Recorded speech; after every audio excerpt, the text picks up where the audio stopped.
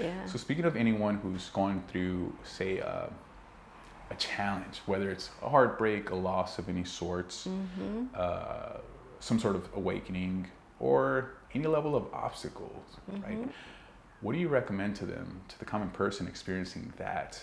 What do you recommend for them to sort of take the first steps, first initial steps to begin the process of, one, navigating through a difficult scenario, two, allowing, just kind of surrendering and allowing the life to unfold for themselves? Yeah. Or really, what is it the first step, engaging in a bit of Reiki to kind of smoothen out their pain?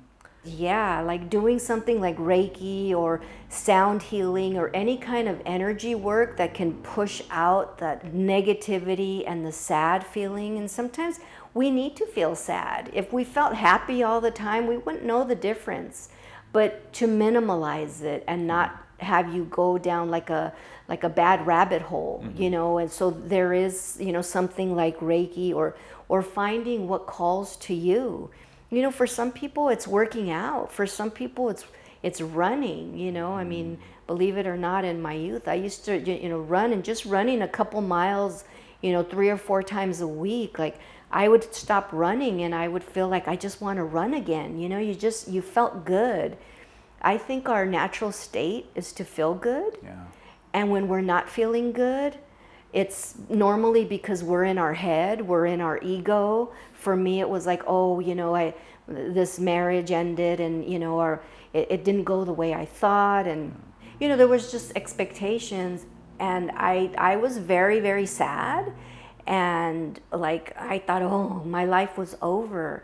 And now being on the other side of it, I would say to anybody having a challenge, I love the Buddhist teaching of this too shall pass. Happiness passes, and then sadness passes. And it's a constant evolution. And if you ride that wave, I have to say that divorce I thought was the worst thing in my life. And at that time, it was. But now I have to say that it was the best thing in my life.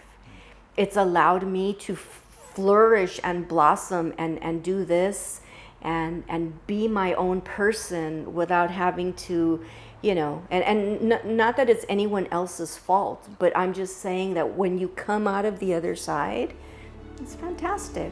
So nothing is as dire as you think it is in the moment. That too shall pass. And then those hard things end up being the things that teach us the most.